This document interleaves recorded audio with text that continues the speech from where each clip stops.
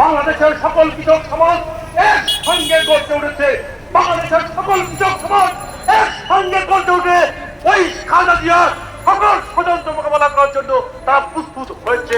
বাংলাদেশ কৃষক লীগের সভাপতি পৃথিবীর সমীর চন্দ্র ও এক বছর উম্মে কুলসুম সিদ্দিকীর নেতৃত্বে সারা বাংলাদেশের কৃষক সমাজ আজকে ঐক্যবদ্ধ হয়েছে। ভাইরা আমার, আজকে আমরা মাননীয় প্রধানমন্ত্রী নির্দেশ দিয়েছেন আমাদের প্রিয় সভাপতি এবং সাধারণ সম্পাদককে যে গরিব সুস্থ মানুষের মধ্যে যাতে ত্রাণ খাদ্য সামগ্রী বিতরণ করো।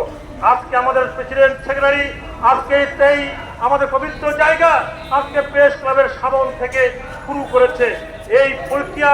এটা সারা বাংলাদেশেই বিভিন্ন জেলায় উপজেলায় এবং ইউনিয়নে এই খাদ্য সামগ্রী বিতরণ অনুষ্ঠান হবে।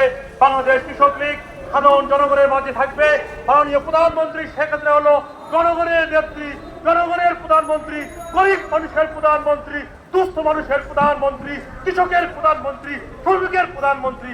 সেই মাননীয় প্রধানমন্ত্রী শেখ হাসিনা ডাক দিয়েছেন মানুষের পাশে দাঁড়ানোর জন্য। আজকে বাংলাদেশ কৃষক লীগ আজকে থেকে শুরু করেছে।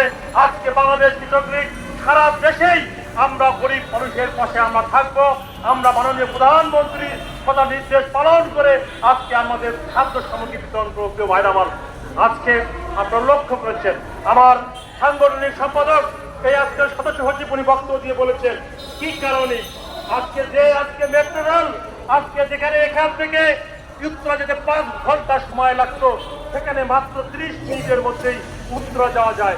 তাহলে যে মানুষগুলো 5 ঘন্টা সময় নষ্ট করত, যে মানুষগুলো হাজার হাজার টাকা নষ্ট করে উত্তরা যেত, আর সেই মানুষগুলো আজকে প্রেস ক্লাবের এই স্টেশন থেকে যদি 30 মিনিটে 30 টাকায় যদি উত্তরা যেতে পারে তাহলে এটা কি গায়ে জ্বালা?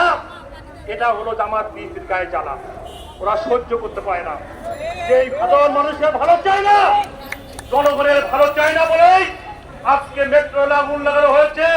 জনগণের ভালো চায় না বলেই এলিভেটর এক্সপ্রেস আগুন লাগা হয়েছে।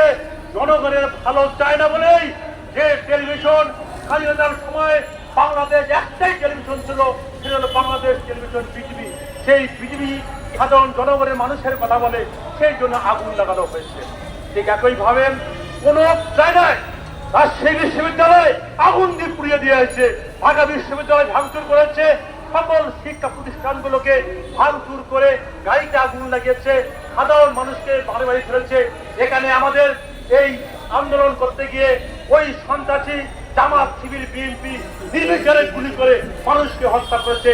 আজকের এই ত্রাণ সামগ্রী খাদ্য সামগ্রী অনুষ্ঠান থেকে তাদের বিচার কামনা করি। ভাই আমার, আজকে একটা কথা বলতে চাই, বাংলাদেশ কৃষক লীগ আজকে সারা বাংলাদেশে সুসংগঠিত হয়েছে। বাংলাদেশ কৃষক লীগ রাজপথে ছিল, আগামী দিনে রাজপথে থাকবে।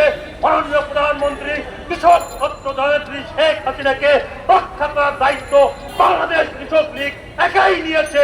ইনশাআল্লাহ সাধারণ মানুষকে নিয়ে আগামী দিনে আমরা জননেত্রী শেখ হাসিনাকে আমরা রক্ষা রেখে আগামী দিনের সোনার বাংলাদেশ প্রতিষ্ঠিত করার জন্য, জননেত্রী শেখ হাসিনার হাতকে শক্তিশালী করার জন্য আমরা ঐক্যবদ্ধ হয়েছি।